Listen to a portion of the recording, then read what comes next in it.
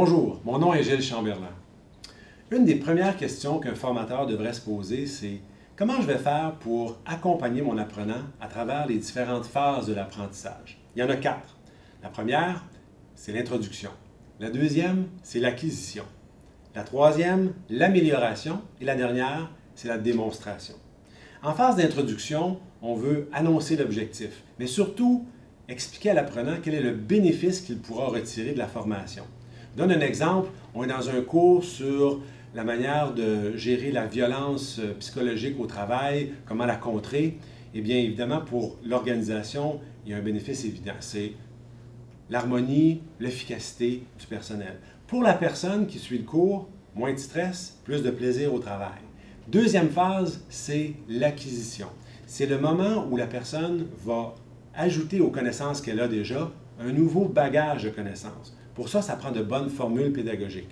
Je vous mets dans une situation, vous êtes dans un avion et le pilote vous dit « Bonjour, mesdames et messieurs, je suis votre pilote et j'ai pris mes cours, moi, par Internet, j'ai fait des lectures et j'ai eu des exposés magistraux. » Mais moi, je pense que vous quittez cet avion-là en courant parce que vous savez très bien que piloter un avion, ça s'apprend par la pratique. L'exposé, ce n'est pas suffisant, puis les lectures non plus.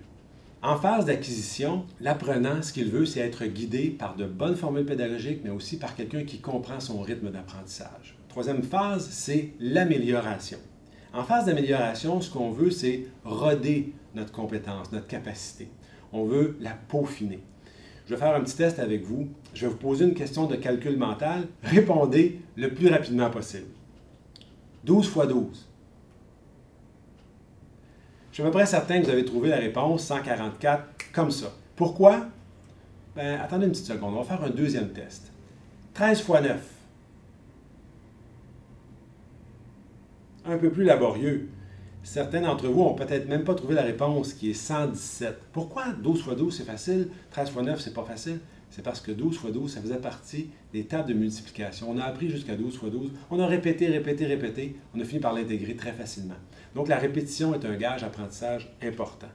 Il y a une autre notion importante dans l'amélioration, c'est la nuance. Alors imaginons que vous preniez des cours d'espagnol, vous avez appris comment parler comme les gens parlent en Espagne, mais là, vous voyagez en Amérique du Sud ou dans les Caraïbes, et là, les gens ont un accent différent, des mots différents. Qu'est-ce que vous allez faire? Vous allez apprendre un peu plus, vous allez nuancer votre apprentissage, et vous allez donc l'améliorer, cette capacité de parler espagnol, en intégrant des nuances. La quatrième phase, c'est la démonstration. Avant de quitter la salle de cours, un apprenant devra avoir la possibilité de démontrer dans quelle mesure il maîtrise la capacité qu'il vient d'acquérir. Alors, je reviens à mon pilote d'avion. Moi, je m'attends que sur le simulateur de vol, il soit capable de faire atterrir l'avion 100% des fois qu'il tente.